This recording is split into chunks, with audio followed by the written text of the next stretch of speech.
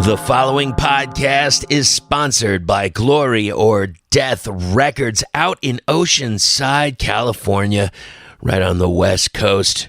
Sam's House. Ooh, artisan hot sauces. From born and raised local chef S.T. Hastings all the way over in Minnesota. And Desert Records out in Albuquerque, New Mexico.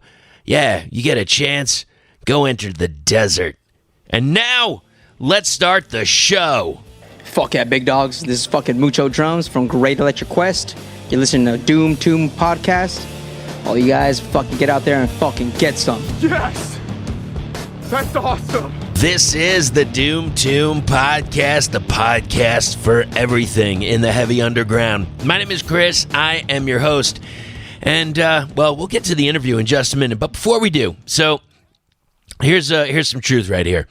So I've got a few different computers that I use, and the one that I usually do the podcast with took a dump. So I've had these interviews, the last one with Jonathan, and now this one. I've had them for a little bit, and in the interview, we do talk about the release of Surf Through Death Part 2, or Album 2, and we mentioned that the show's coming up. So let me get this out as, before we get into it here. So I went to the show. Obviously, I didn't get the podcast out in time, but let me tell you, man, another great night, and cheers to you all. I'm raising my my 805 right now. Hold on a second. That's pretty good, man. I like that. The black can, 805. Yeah. I think I have a sticker around here somewhere. Either way.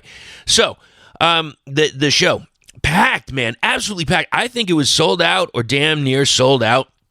And great performances by everyone.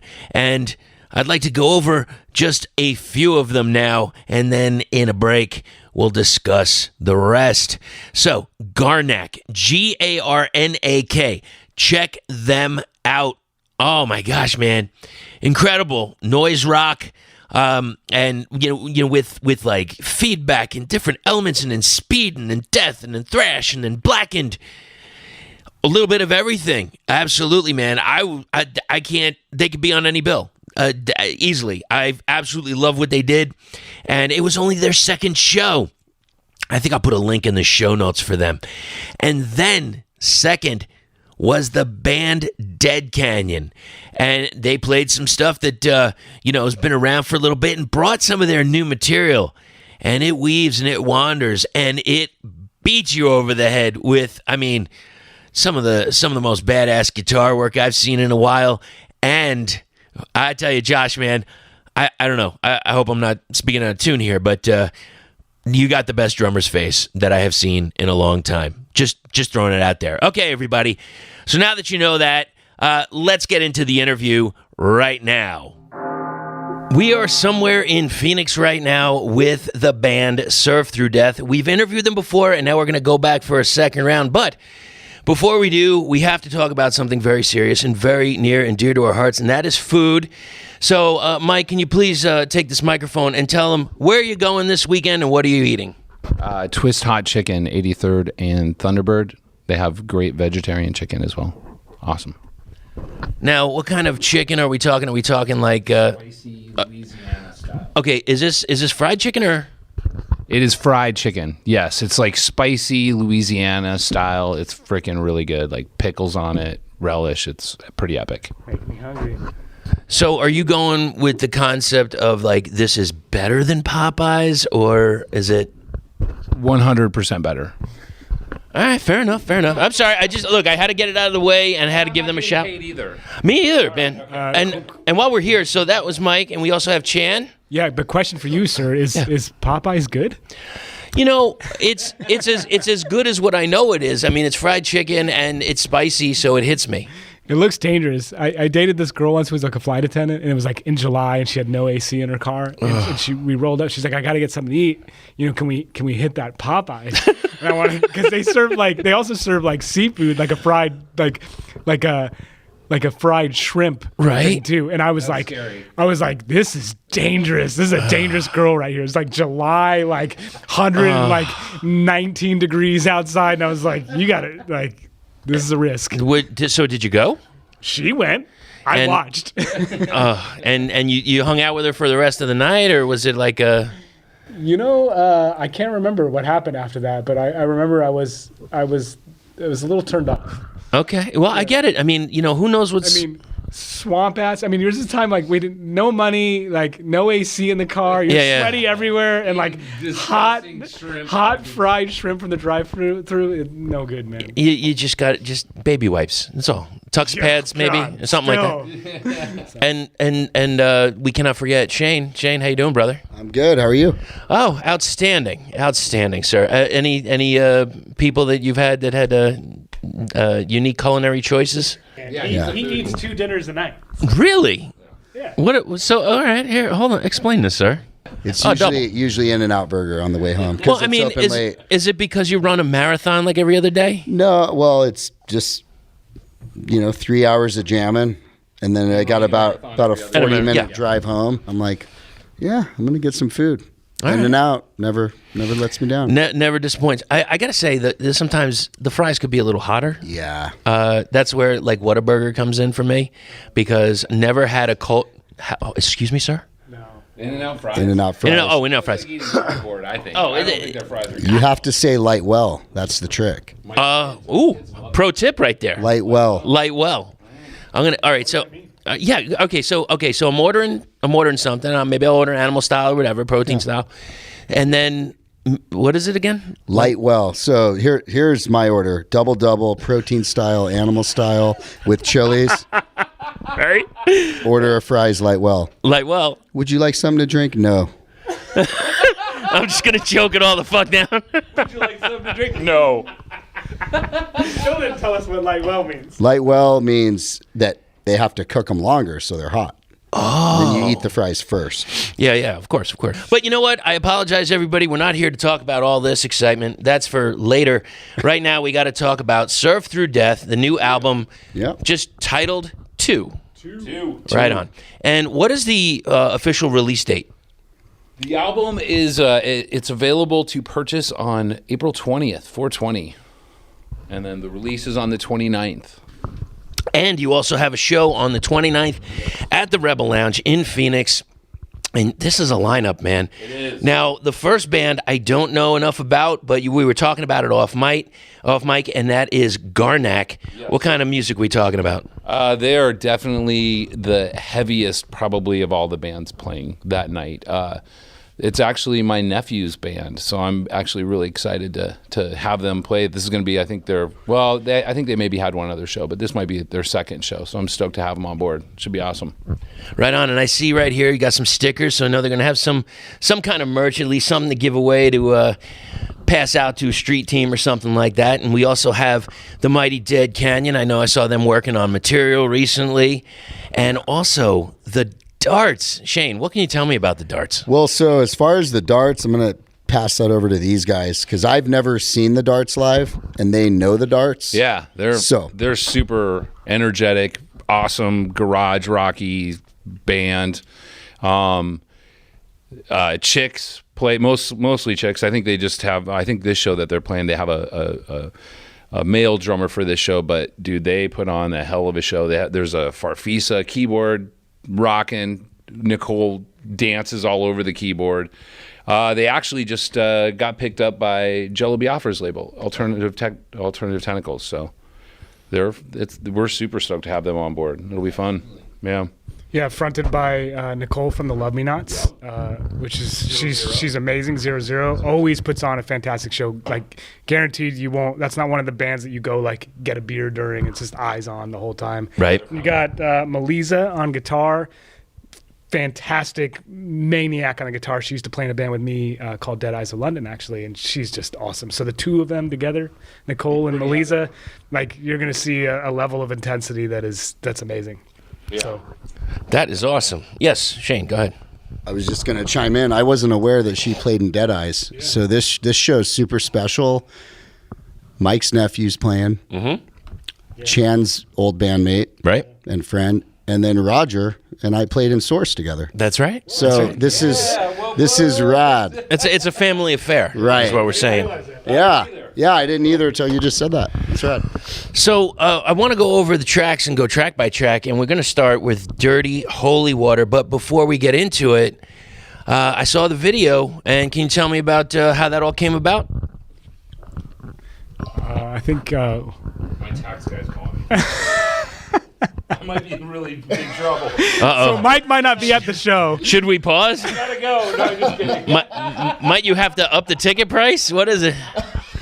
The show is actually going to be a benefit show. The singer is in prison, federal prison. Okay. Yes. He's avoided taxes for the last 5 years. So, no. What were we talking about? What's the question again? Dirty Holy Water. Oh yeah, The video. The video. Yes. I think we had a lot to smoke, and we came up with a little concept. Yeah. And we wanted to have a story that was, kind of funny but serious at the same time, and like kind of hints at like, the stoner vibe's always fun, Right. But then you got to pay homage to like being psychedelic and all that stuff. So we came up with this whole story featuring one of our friends of this guy that.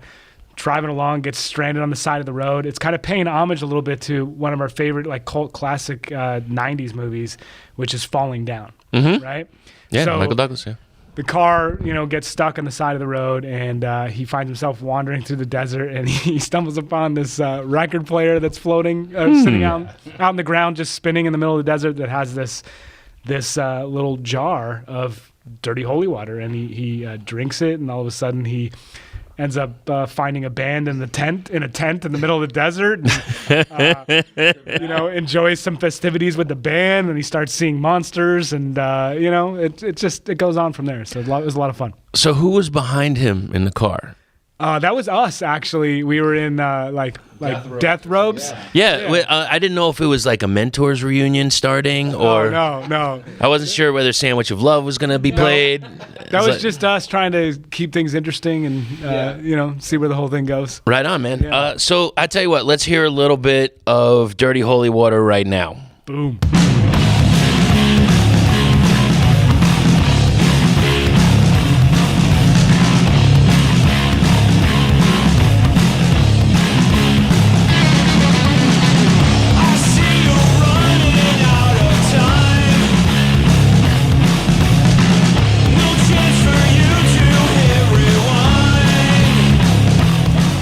Okay, so here's the thing with Dirty Holy Water. It's fuzzy right out the gate, and it's like a punch in the fucking face. Now, let me tell you something. Right about the 120 mark, I'm actually done. I've had enough of the song, and not because... now, I told you our song should be shorter. It's not because I don't want more. It's because I've heard everything that I thought I needed to hear until it keeps going.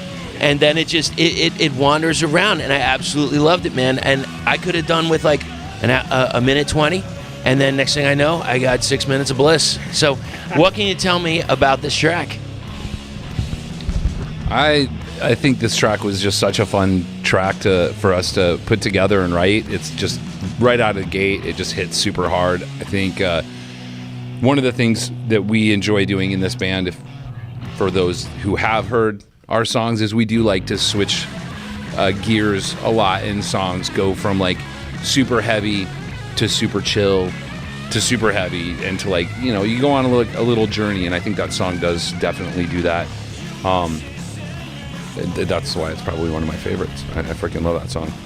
Yeah, I think it was our first kind of journey into like doing something faster. It was, yeah. It was we wrote this whole record during the lockdown. Like, we actually got together to practice, but it was like we all wore masks every time. Right. Yeah, I saw the videos. Yeah, we made sure that we talked every week. Was anybody exposed? How do we have to skip practice this week? It's a pretty crazy process. But Dirty Holy Water, I think we actually maybe started writing a little bit before. Yeah, and then we finished it later. But it was that journey into like, I think a lot of us at the time were listening to like thrash and stoner, and it's like we wanted to put a little piece of that in there.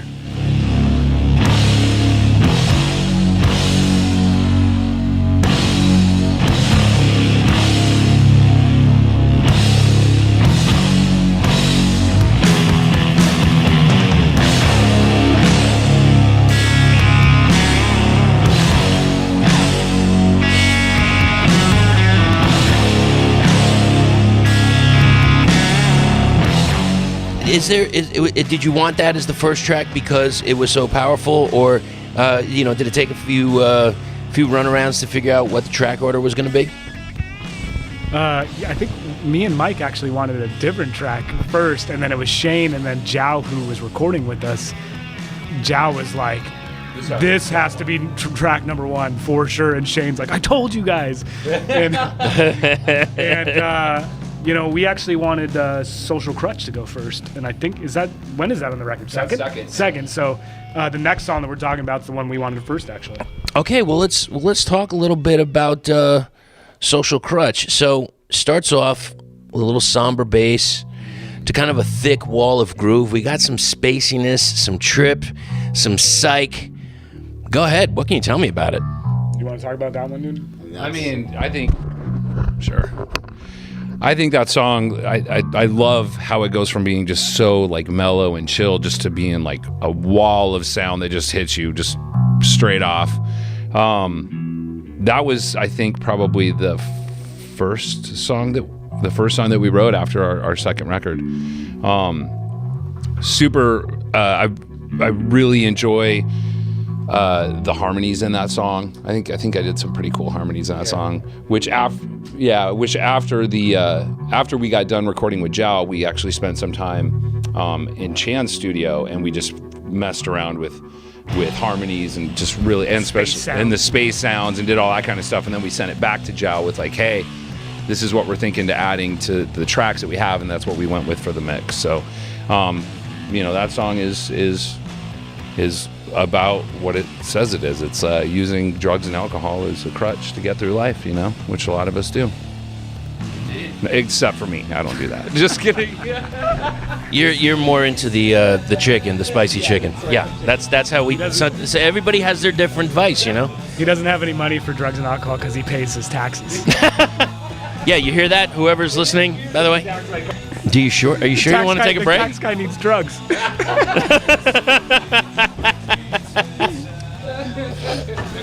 So yeah, you made Mike, you made an interesting point. Like, there's some killer breakdowns in this album, and it does. I've said it with so many times, on the podcast about a particular album taking me through a journey or a roller coaster, but each and every time, like, I feel that. And I felt that a lot with this album because there's so many different elements. It does, like, it's hard for me to say like, oh, you're playing this, because as soon as I say that, it switches and you're playing something else and then something else. So was it conscious, or do you feel like maybe due to maybe even some isolationism, if that's a proper word, through the pandemic, that it made you move and veer in different directions? I think, when we started this band, we had the mantra of like, we do whatever we want when we want to do it. So we wanted to forget about, proper song structure.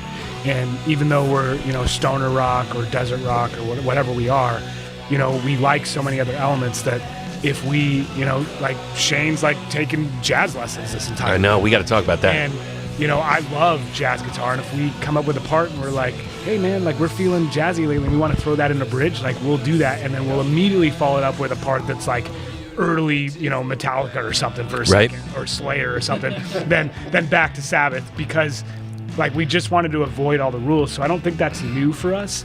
The whole journey and just kind of doing whatever, we want to make sure this band stays free of like the constraints that bands usually develop over time. Sure. We probably will develop them, but right now, like, I really enjoy it. Yeah. It's super easy with these guys. Like, I think, like, if someone's not feeling something and they say they're not feeling something, it's just, let's move on. And it's so easy to do it because all of us just want to have fun. It's really, really fun to write music with you guys. That's the recipe for the easy bands. You should just be allowed to do whatever you want, and as long as everyone's cool with that. And it's amazing. Now, being that you've all been in previous bands and some still in current bands, did that happen in previous bands where there was a lot of butting heads to get and to fight, almost like you're fighting for your own song and you might not give as much push as to somebody else in the band? Or I think it it definitely happens in any band. Most bands it's happened in. I think that's why this band I feel is unique, at least for me, and I feel like you guys feel the same way, just because it literally is so fun and just easy to just write. Like I think it's easy to write just riffs, so it's just a matter of finding the right riff that everyone can jam along to, you know? Like Chan, I don't know if anybody knows this, but he writes like 500 riffs every like 2 seconds. So he's got riffs for days. Yeah. And go ahead, Shane. Oh, I was just going to say, too, another thing about being a power trio is if two of us are on board, the other one, it's like, sorry. It's like, that is the beauty about a power trio. Ain't happening. Yeah, dude. Yeah. Nice personality. Yeah. So Shane, okay, while you got the mic, we're talking about jazz. So how's it going? It's going good. I haven't been able to go there as much as I'd like to. It's just he's busy and I've been busy, but I try and do at least one jazz lesson a month. Right. And it's just, that's what I love about, specifically about drums, is you'll never stop learning. You don't. This guy's been playing jazz over 50 years and he kicks my ass every lesson. I mean, it's ingrained in his muscles by now. Yeah. And so has any of the jazz influences come through on this new record? And if so, how? I think so. Yeah. Especially on what's that? Sorrow Knows How to Swim at the beginning. Oh, yeah. What's Okay. funny about that Yeah. is I played that for my jazz teacher. And he goes, that is the wackiest lick I've ever heard. And really? And it's just, and I go, well, you're responsible for this, because this is a combo of what you've been teaching me, Right. and then my I guess mine. But yeah, it's a weird pattern. But All right. So and speaking of, we're going to move forward to Big Eagle, and very apropos title. Let's hear a little bit of that right now.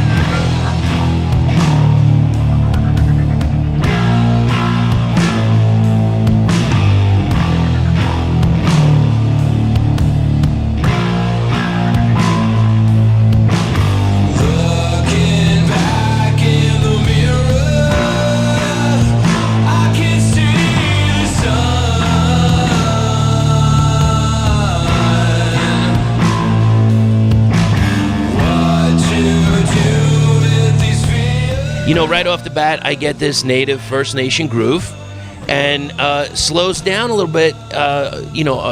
First track that kind of, for me, that really kind of sits lower and somewhat eerie in a way. What can you tell me about this track? Well, I think it's funny that you mentioned the native groove at the beginning. Shane was jamming that riff, and I was hell bent on I was like, you have to do that, because I'm from South Dakota. I grew up in Pierre, South Dakota, right across from Fort Pierre, which is reservation, and I went to bed as a child all the time listening to powwows. So as soon as he started playing that, I was like, that is, and immediately I was like, oh, we didn't even have anything for that song, and I was like, that's going to be called Big Eagle, and it was just like, it came together, like super, super good. But yeah, that song is a super chill, fun track to play. Yeah. what I agree with Chris is there is some eeriness to it, and it's like it's I don't know that, and I've told you guys this before, that song may be one of my favorite songs of any band I've ever been in. And you Really? wouldn't, and you wouldn't think it, but there's something about it that's special. And then hearing that story. But I remember we were at Chad's and I was just goofing around with that, and you basically said, keep going, keep moving. going, and we did that, and then you came up with the bass line, Chan came in, and then it's like the vocals just poured out of you effortlessly, if I remember right. Yeah, I think so. And we did debut that, Big Eagle and Social Crutch, at the last release show. Those were the two songs that we had finished. Right. So yeah. Yeah, that song has also got a little bit of jazzy guitar for a second. Right before the second verse, I think it is. We got that little... So we might have to put this album in a whole different position in the record bin. No, it's weird how much... Space jazz? I don't know. No, well, it's weird that like the jazz is there, but you could listen to the whole record and never even know it. Right. It's kind of like, Black Sabbath, those guys, they, the rhythm section, they considered themselves, they were playing jazz the whole time. That was a jazz drummer and a jazz bass player. Yeah. Yeah, and if you start to listen to it back in that context, you're like, oh, now I get it. It's pretty crazy, and in no way I'm saying we're at that level at all, because we're definitely not. But just those hints of bringing in some of that experimentation, those weird, kind of flat bluesy notes and stuff like that, it's there for sure. Absolutely.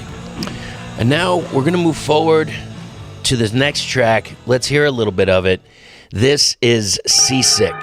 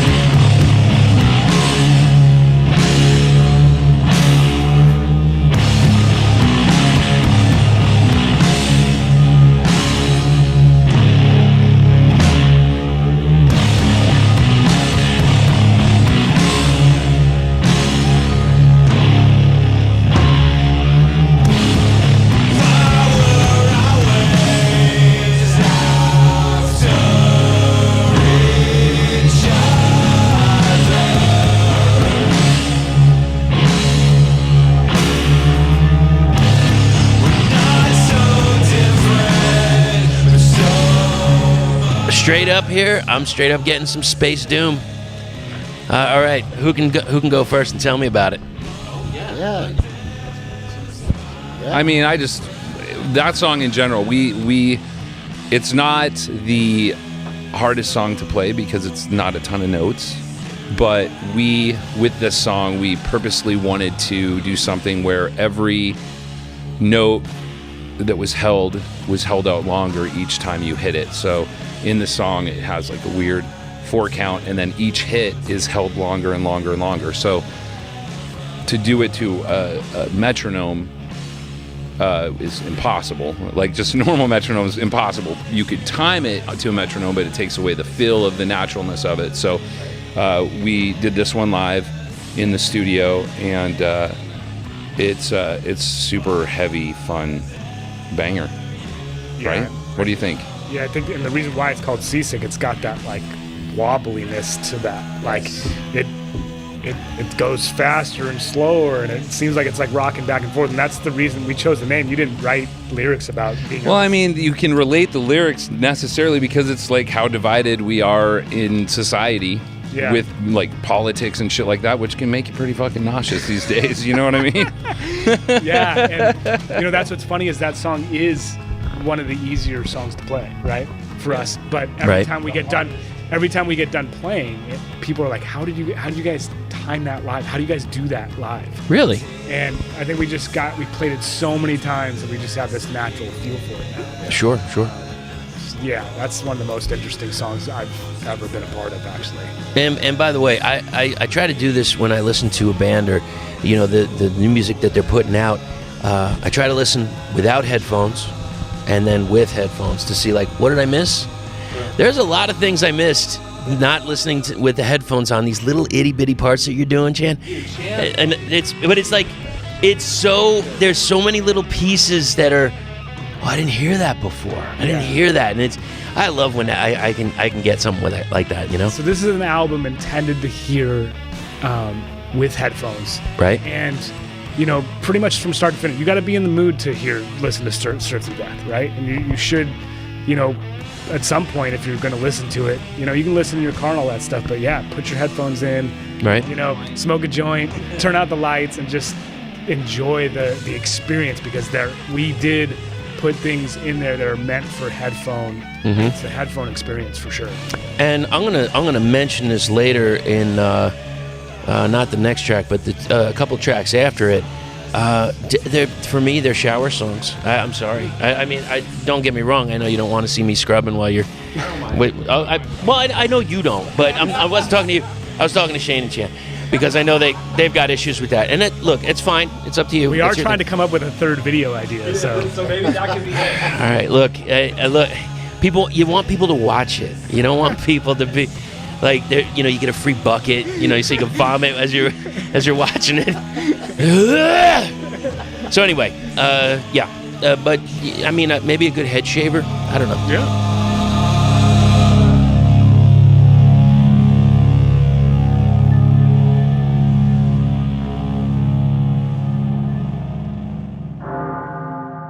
We will get right back into the interview in just a moment. But before we do, you know, I mentioned earlier some of the opening acts for the Surf Through Death release. It was at the Rebel Lounge, packed to the rafters, gotta tell you. And then the next band that was up was the Darts. Now, I know they've been around for a bit, and I never got a chance to see them, and it was my first time. Had a fill-in drummer that absolutely destroyed it. Now, it was really interesting to me. I heard a little surf rock, a little garage punk with some horror twinged in, like, you know, like you could picture it on the Munsters or something. I don't know. It's kind of hard. Maybe even a little rockabilly vibe. Either way, incredible performance. And I know they're going to be at Yucca Tap Room pretty soon, so that'll be something to check out. And I know they had some... Oh, excuse me. Sorry about that. That's at 805. They had some vinyl through Alternative Tentacles, and also I think they're releasing something new, because they played a bunch of new tracks. Anyway, spectacular night. So, you're in the mood for some new vinyl? Well, I got a place that has you covered. Right over in Oceanside, California, it's Glory or Death Records. Check out some of these artists and acts. We've got Space Wax 2, Old Fashioned Assassin, Stone Witch, Fever Dog, Now, Bow to Your Masters, Volume 1, Thin Lizzy, and Volume 2, Deep Purple. But there's also a Glory or Death Friends and Family, Volume 1, 3 LP compilation. And that's shipping right now. You're going to want to head over there. It's gloryorddeathrecords.com. Hot sauce. You know, it can be a conundrum. It can be a mystery. But we can solve it right now with something that is all natural, vegan, gluten-free, and no added fillers, with an emphasis on sustainability. Yeah, that sounds really good. Funky garlic, fermented orange, habaneros, and garlic with a blend of vinegars. That sounds pretty good. Piña dañada, charred pineapple and ginger with toasted spices. S.T. Hastings called it damaged pineapple. And you know, I think that's my favorite one to add to pizza. Yeah, I think that's a winner. But the one that I just used, thank you Trader Joe's for the cauliflower gnocchi, or I don't know, it was some kind of gnocchi. I think it was cauliflower. Yeah. Anyway, tango style, fresh honey mango with green Thai chilies and preserved lime. Yeah. What are we talking about? We're talking about Sam's House, samshouse.com. Orders over $50, get free shipping. There's even a link in the show notes for a few bucks off. Go head over there and see what'll spice you up.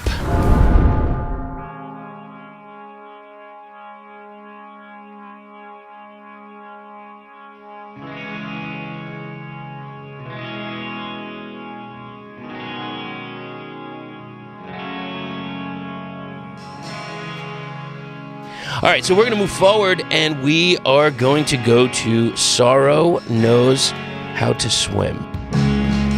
Really like this, man. The first thing I thought about as I'm listening to it, it's like, it reminded me of the highs and lows, just like what life gives you. And it sets you up, the track, it sets you up to knock you right over at about that 55 mark, and then boom, it hits. What can you tell me about it? I love the guitar in this freaking song so much. I think it's so... All the guitars that you play in the song make it so unique, and especially in the breakdown and throughout the end. It's just super cool. But yeah, this song is a really fun song to play.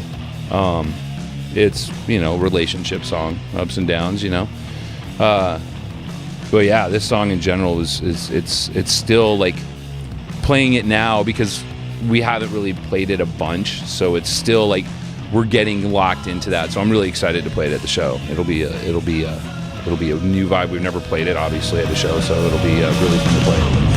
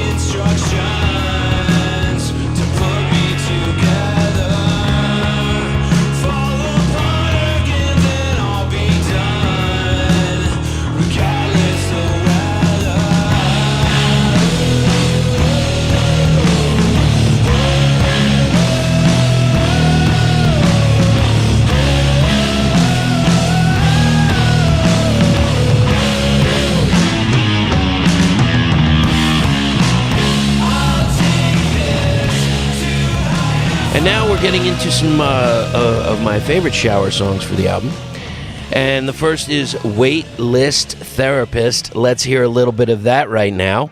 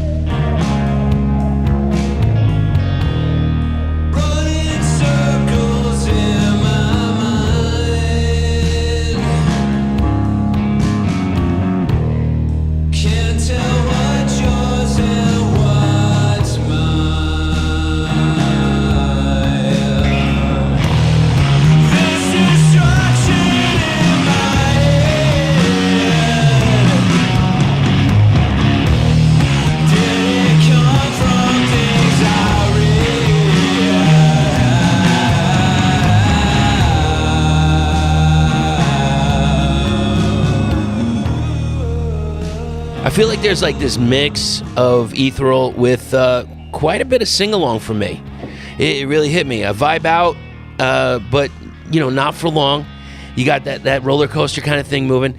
But like I wrote it down. I was like, this is the most shower sing song, but maybe next to Blame the Wolf, and we'll get into that in a minute. Who can tell me about Waitlist Therapist? Well, I think you definitely said it right. It is definitely the shortest song on the record. And it's just a weird, unique, like how it's not like it's a straight out rock song, but because the timing is so awkward and weird, but yeah, it's I think it maxes out at 4 minutes or something like that, maybe 3 something. But yeah, talking yourself through all your own problems, thinking you're your own therapist, I think we all do that. Right on, man. Perfect. And now we go into the interlude. Tell me a little bit about that. Oh, I forgot that's on the record. Yeah. Indeed. So I think Mike. Shane played both guitar parts. Yeah.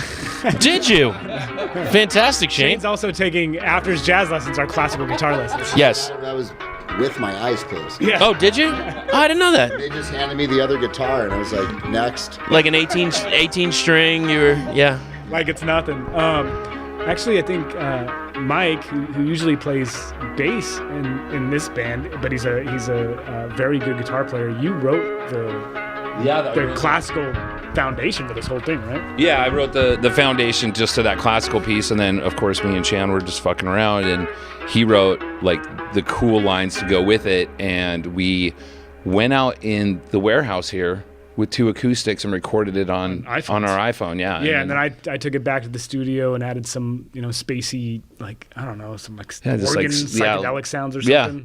I forget what even. I haven't heard that. Yeah, it's been a while, but yeah. But when we were playing it, we were like, this would be a really cool intro leading into the next song that you're about to talk about, is because this next song, it hits super freaking hard right out of the gate. So here you go. Well, again, with the interlude, though, do you feel that it's missing a lot? When, like, I used to hear it all the time. You used to hear Van Halen. Used to have, like, a 1-minute track. Motley Crue, God Bless the Children of the Beast or whatever it is. It doesn't matter who it is. But I feel like that the minute and a half kind of track, that's what I cut my teeth on and grew up on. And I feel like I don't hear it enough. So I was happy to hear that as a nice little space. We're going to go into Blame the Wolf. The future will ask.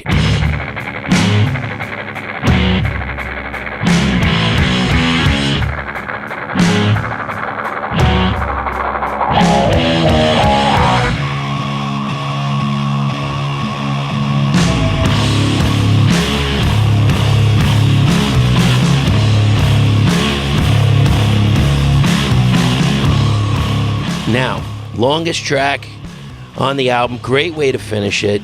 I guess in the beginning we got this like kind of a speed thrash guitar, then to another groove. It's a heavy track, but at that 2:40 mark, you get that blistering solo. That's like, again, it's like I only need to hear that and I'm done. But it's like I got 8 minutes worth out of this.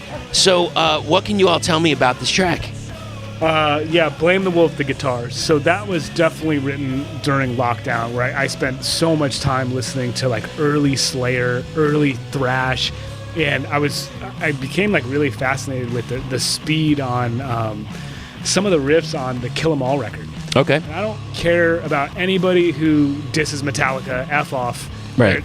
I don't give an F. Like, talented, amazing musicians, and especially when you dig into what they're doing. Thank you. Such bizarre timings and approach to things that get unnoticed. Right. And I just wanted a hint of that fast thrash, just for a second. And the idea was that, Surf to Death is not a thrash band, but we all come from, skate music, punk rock, thrash. That's what we all grew up on. And we wanted to put that hint of it and just have that super fast teaser for 20 seconds before we just bring it crazy slow. Sure. So it was just, that I don't know, that moment that we wanted there to like surprise people and hint at that. Yeah. So the super fast beginning, we revisit that again when that solo comes up. Right. Just for 20 seconds, super fast, old school. I guess it would be late 80s thrash. Yeah. Right. Before we take it all slow again. Yeah. Gotcha, man. Gotcha. And then it stays slow all the way into the future will last. Yeah, all the way into the very last which is probably part the of that slowest. song. Yeah, and that's just mellowed. It's just basically verses all the way to the end. But yeah, this song was interesting to write. Vocally, being from the Midwest, I grew up in a very Christian family, going to church on Sundays and stuff all the time. I don't go anymore. But this song is literally about Christianity and how it's kind of bullshit in my opinion. Not all of it, but in my opinion, it is after all these years. Yeah. I felt this way for a long time, but not all of it, and I see some benefits to it for people, whatever floats your boat type thing. But there's a lot in that cause a little bullshit, But whatever. I totally get it. There's a piece to it where I can appreciate the family aspect, where people get together and maybe they help one another if they do. Yeah. The parts that kind of turn me off is the constant control, and even like I grew up Catholic and everything's great, and they have this term. I don't know if any of you Carlin fans, George Carlin. Fuck yeah. So I don't know if you've heard him extensively talk about Catholicism, and the big phrase is special dispensation. Yeah. So it's not okay until they tell you it's okay. That is a form of control. Yeah. Which makes it apropos because he was Rufus. Oh, holy shit! Yes, he was in Bill and Ted. Wow, so that would work out perfectly. So if we can for a little bit, I'd like to talk, and I'm looking at the poster right now with this incredible artwork. Continuing with a little bit of the skulls, way different than the first look. You had like a kind of a blue-green configuration here, and now we're going red and yellow. Tell me about it. Who created this? So this was our buddy Isaac Combs. He's a tattoo artist, and we used to work together. And he moved to San Diego probably 7-8 years ago, and he's just crushing it. And this is actually his first album art. Really? Yeah.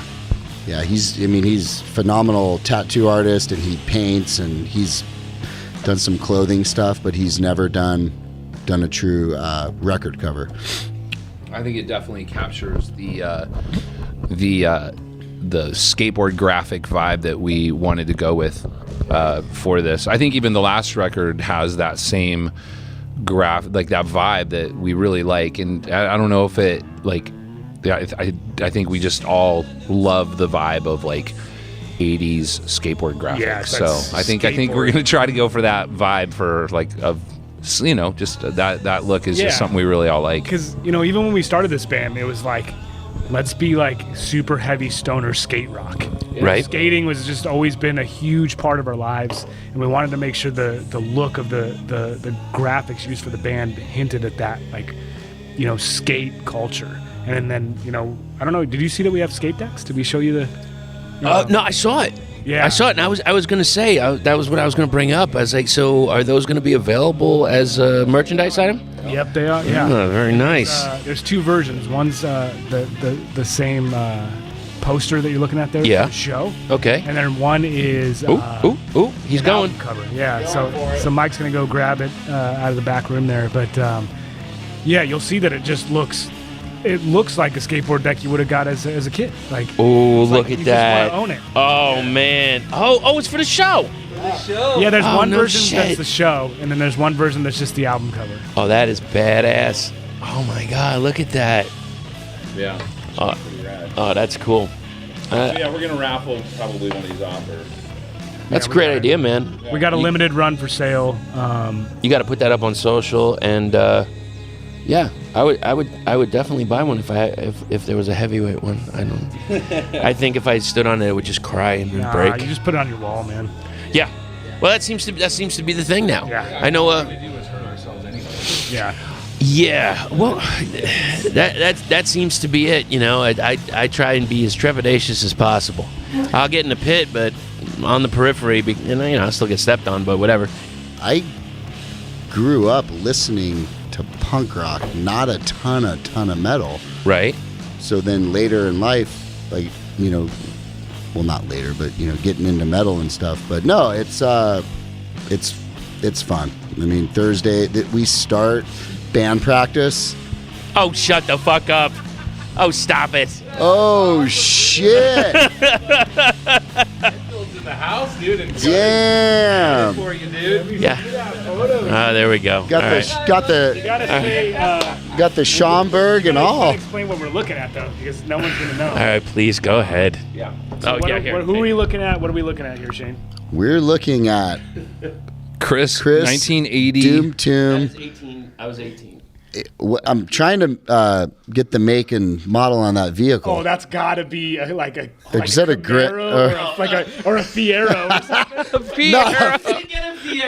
He's wearing a tank top with his guns out. Sun's out, guns out. Guns are fucking out. Oh, dude, and the sun's out.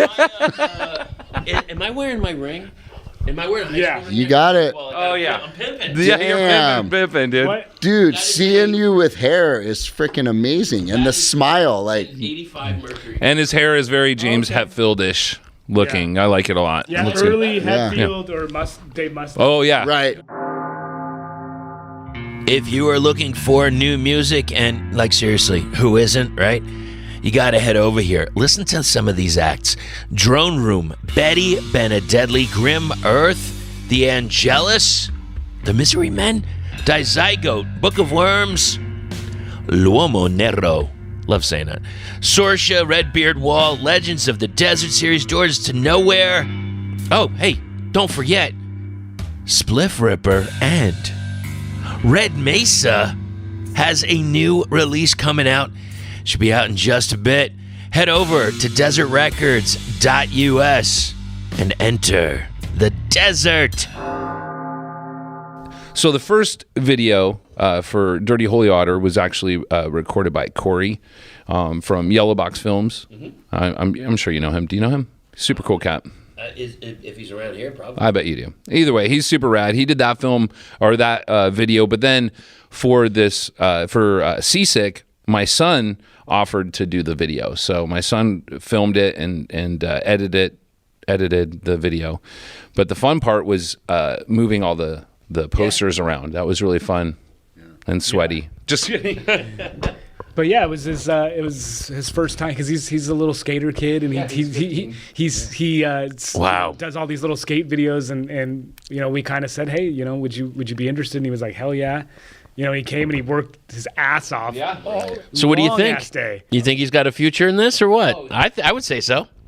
He definitely has a future in whatever the hell he wants to do. He's really talented with he's got his own project that he's doing called The Erased, and that music is super awesome. Like he's just it's like garage rocky, stonery vibes. It's really better than us for sure. Yeah. He makes me jealous sometimes, for sure, without a doubt. My kids outdo me. Just kidding. So I apologize. Your son's name is Corbin. Yeah. Do you feel that he learned more from you, or has he learned more from YouTube? Oh, definitely from me and our friends. We have a band room at our house, so we've grown up, or all my kids have grown up with music as a big part of their life. So part of the philosophy at the Upsall household is there's got to be a guitar within like four feet of your hand at all times. It should never be in a case. Have it out so you can always be playing the guitar if you want it. Because I think if guitars sit in cases, they don't get played as much as if they're literally watching TV, playing along to the TV theme of the song that you're watching or whatever. It just helps you become a better musician. And that's what it's like anytime you go to his house. Right. Like there's somebody jamming on one of the billion guitars that's sitting in the rooms, or people just get on for 5 seconds, hit the pianos, then all of a sudden people are jamming a full band freestyle in the living room. That's great. Then it's back to watching TV, but someone's playing guitar in the corner. Like it's a very musical. Yeah, even I came over here a little while ago to say hey, and we were just bullshitting, and right away you just picked up an acoustic and started jamming some Page and stuff, and I was like, oh, okay, yeah, this is the best, man. It's nice to hang here. Yeah. This is a great hang. But yeah, I wonder about that because you know you said you've played guitar and Chan guitar, and you know I wonder even with Shane with the drums, like you know do you have a practice pad around? Do you do that you know outside of when you're like I need to practice? Like I've heard the stories. I don't know. Who knows? Maybe it was Zakk Wylde or Van Halen. I don't know. It's somebody where, you know, they eat, sleep, and breathe. So they're sleeping with their guitar. They wake up. They hit a few notes. They do this. They do that. Like you said, you watch a television show. You strum a few notes.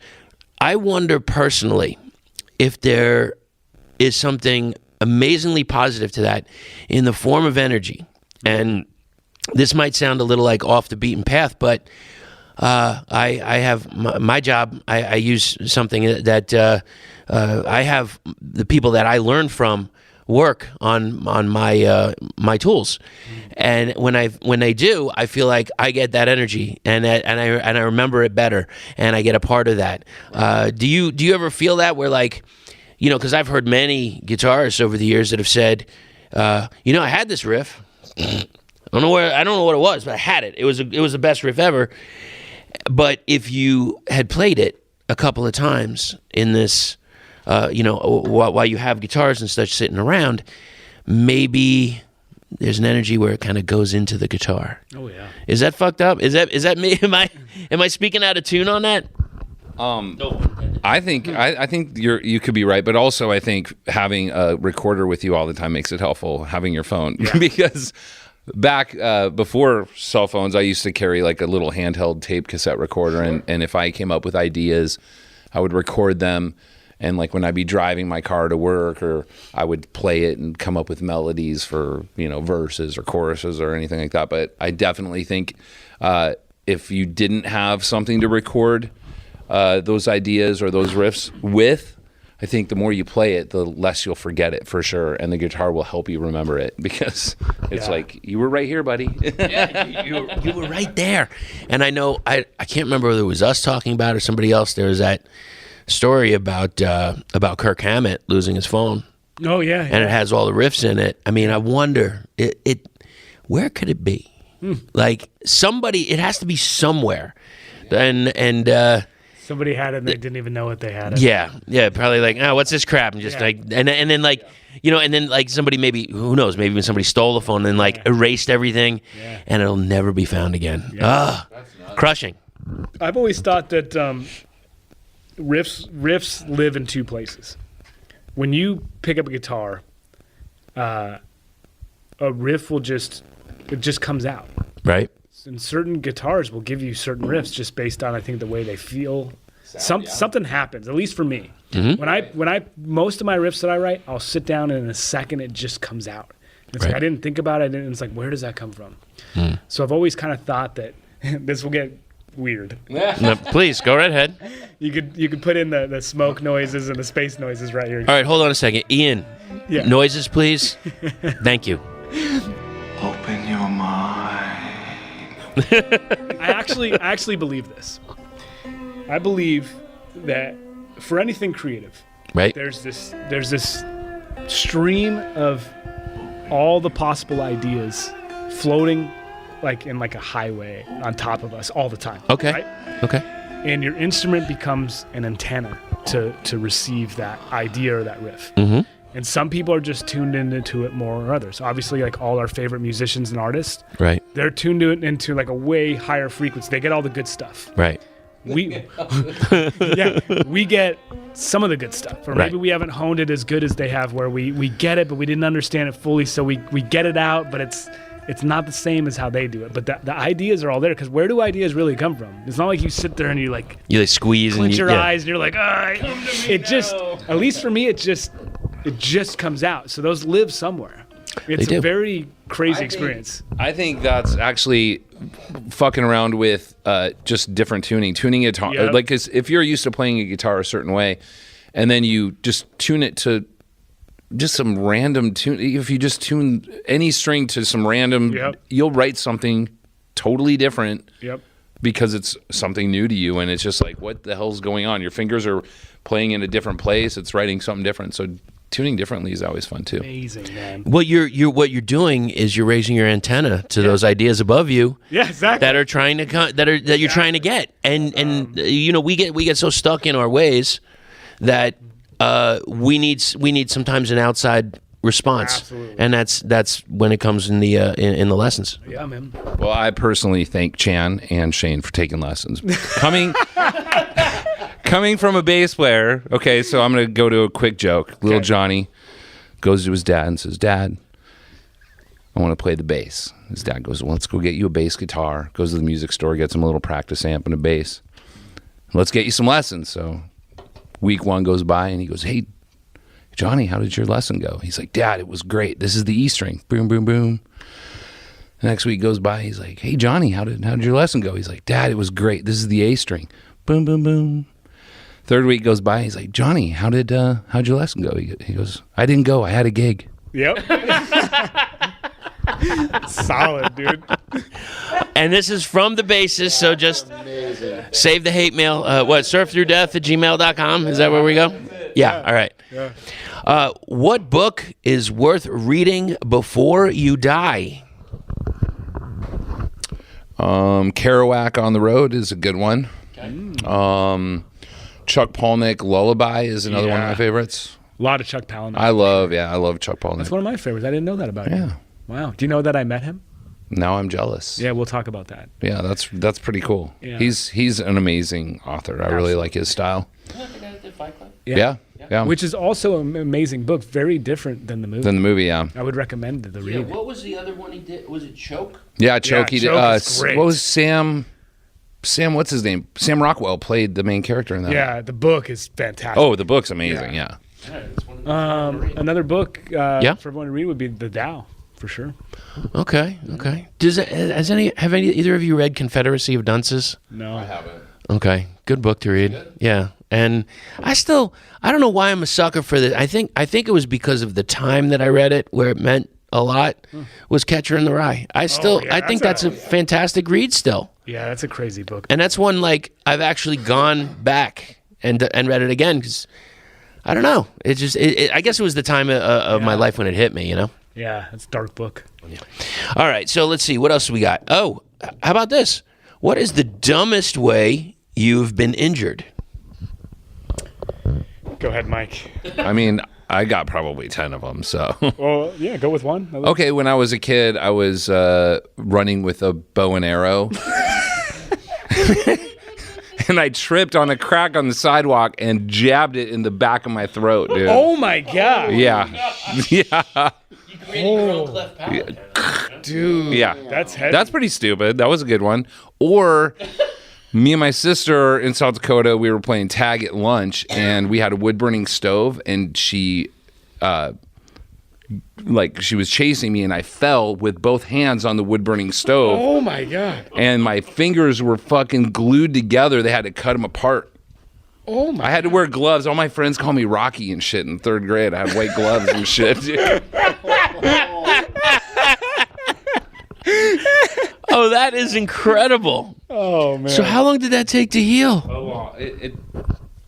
I mean, I was really young, but it took months to heal, probably 2-3 months. Jesus, dude. And then that's just that's just a couple of the many. Yeah. My nephew, who's playing this show on the 29th, for Christmas one year, we went over to my sister's house and built a half pipe in their backyard. And I was like, dude, I feel like I'm still Tony Hawk, and I fucking got on the ramp. I broke my ankle like completely off to where my foot was hanging upside down, where I literally have plates on both sides of my ankle and screws going up through my foot from the ramp. So, I mean, I've done a lot of fucked up shit. Wow. Yeah. Just a few of them. So head out to the Rebel Lounge on April 29th and see Mike wrapped in bubble wrap. Yeah. Just in case, because we don't know what future occurrences, future things might happen there. Right? Yeah. Chan? Yeah, so I don't know if mine compares, but it's funny. So in my house, one day I decide I'm gonna have like some soup or something. Cans are up on like the way high shelf in the pantry. And I go to reach for a can, right? And the shelf kind of breaks, right? And then all of a sudden, about 60 cans, like one right after another, just start pounding me in the fucking forehead and face, dude. Just boom, boom, boom, boom, boom, boom, boom. To the point where, like, it was, while it was happening, I was like, this could fucking kill me. Like, oh my God. There were so many. Oh, there God. were so many cans, and I got hit in so many spots in my face and head. Like, it was God. It was like rapid fire. Someone just beating the shit out of you. Like, I had knots everywhere. That reminds me of the. Did you see the what was it? The Naked Gun movies. When he's trying to move and trying to give it, and the other guy, like, he hit, like, the bowling ball hits him on the head and everything. Like, that's what it reminded me of. Dude, it was bad. It was so dumb. That's so great.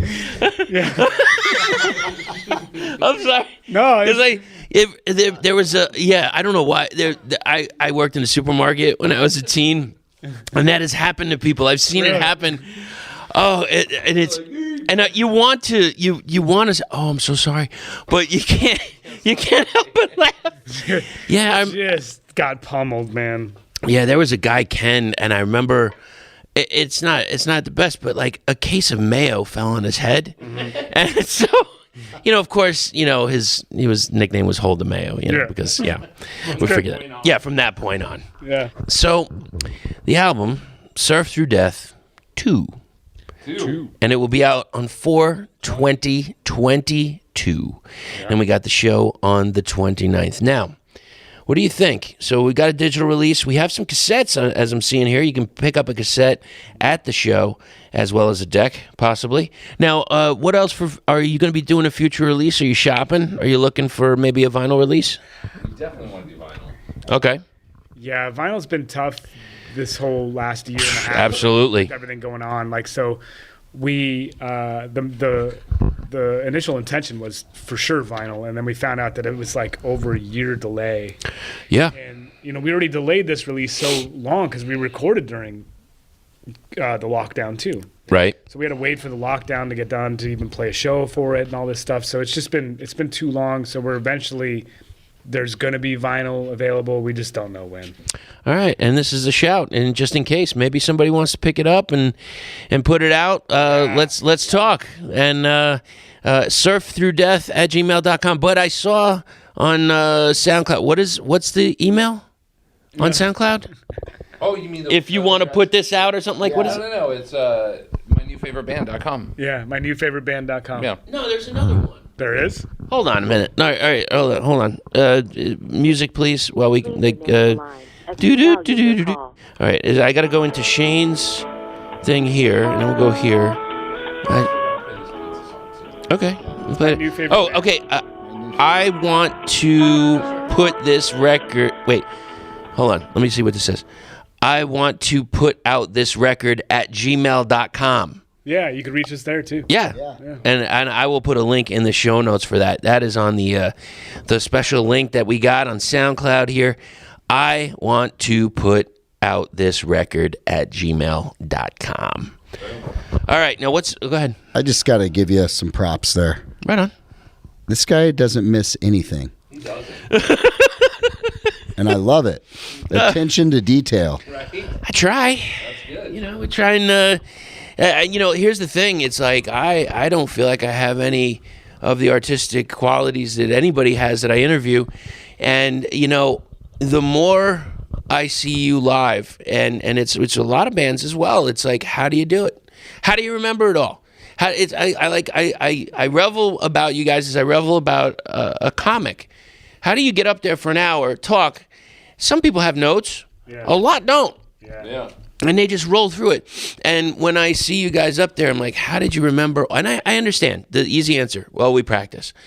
That's wonderful. There's plenty of people that could practice all year and still never come up with what you have. So you have something special. And when I see what you all do, I try to look at everything to see, is there something I'm missing? Maybe there's some extra piece here that adds to their magic, and I think that makes it, because I like getting those little tastes, the little something extra, the little something you didn't know about.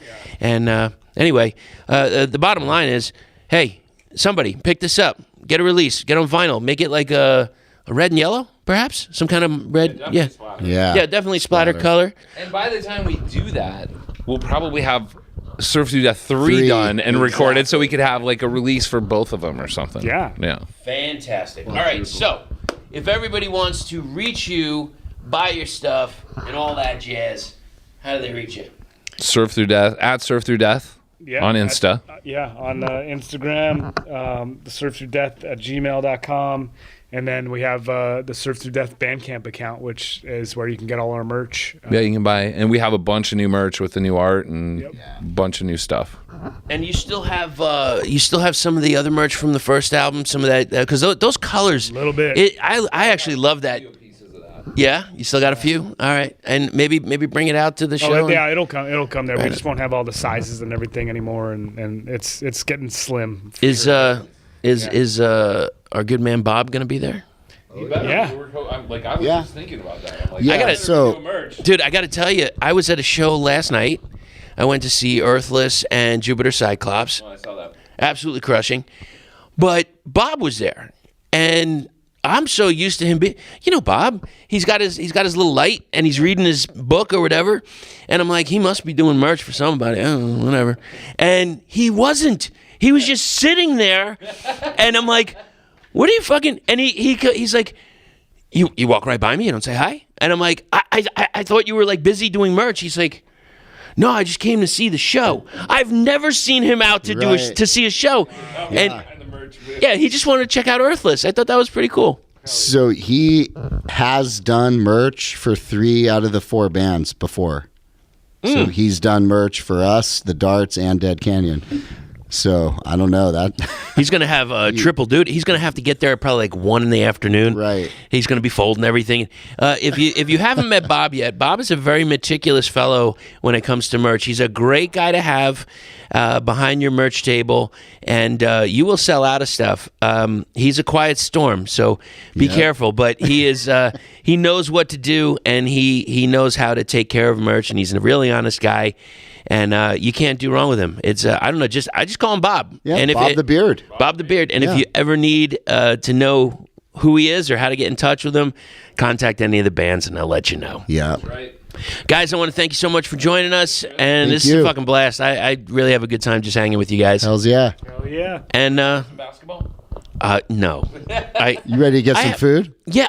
Thank you. But there's something. I don't know. All right, I'll talk to you. I got a problem with depth perception. I can't figure it out. I heard it's something from birth. I don't know exactly what it is. Yeah. That's another whole story. All right, enough. We're battling. I'm out. We'll talk to you. Yeah, later. Big thank you to Shane, Chan, and Mike for joining us today. And now we get to hear one of the tracks off of their latest release. This is album 2. It's Surf Through Death. And this is Dirty Holy Water.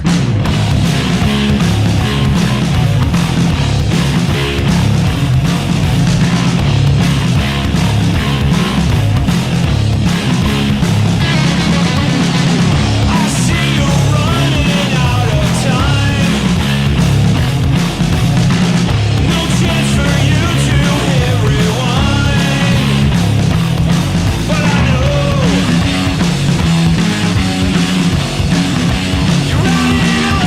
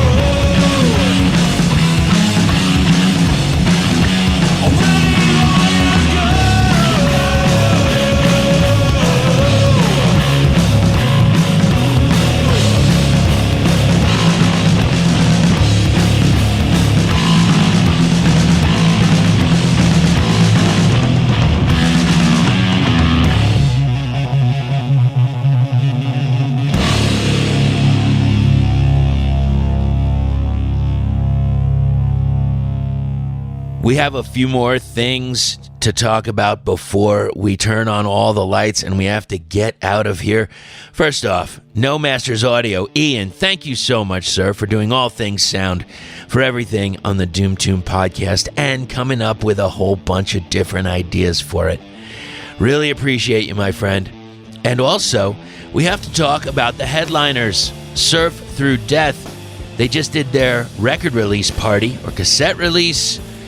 It's digital, it's physical, and I hope, honestly, that someday we get to see it on vinyl. That would be friggin' awesome. Maybe something's in the works. Who knows? Hit them up, ask them, find out. Okay, so here's the thing. Surf Through Death. They played a killer set. They had a visual component through the entire thing, you know, like kind of some projector-y stuff, some weirdness behind them. They even did a cover of Helmet's Unsung off of the album Meantime. Yeah, that's right. And absolutely crushed it. I remember, man. Going back, I haven't seen Helmet live in a long time. I got to look at the ticket stubs. I think I saw him with like Rollins Band and Rasputina and Manson and maybe Cypress Hill? I don't remember. I got to look at the ticket stubs. Remember those days? Like you actually got ticket stubs? Oh, look at me. I'm aging myself. Ain't that great? Okay, let's move forward. doomtombpodcast@gmail.com is how to reach us. Were you at the Surf Through Death show? Tell me all about it. Were you at any show? Or did you just perform a show and want to talk about it? Hit us up. Let us know. Send an MP3. Send something. Send a smoke signal. I don't care. Whatever you got to send. Just talk to us. We're here for you. That's what I'm getting. That's my point. Ian, again, thank you, sir. Got some new ideas coming down the line. Oh, yeah, don't forget. He's got this other thing going on, the Stone Witch. If you head over to Glory or Death Records, Wet Records, they both have it. Yeah, little subsidiary thing going on there. All right, everybody, we're out. Take care of yourselves. Buy that band merch. And don't forget to listen to Cranium Radio, 6 to 9 p.m. Eastern Standard Time each and every Sunday. It has all the music you want and more. And thank you so much to everyone that listened last week. Numbers went through the roof, and we hope for that to keep on going. Yeah, 6 to 9 p.m. Sometimes, I go a little long. A lot of times I go longer. And I do the podcast after it sometimes. If we got some new stuff, like interviews, I'll throw them up there. Every once in a while, I'll throw a classic episode up there. But this week, I got to head out to a show, so I might be, cutting it about right on time. What a shock. Hey, look at me, on time. All right, everybody. Did I forget something?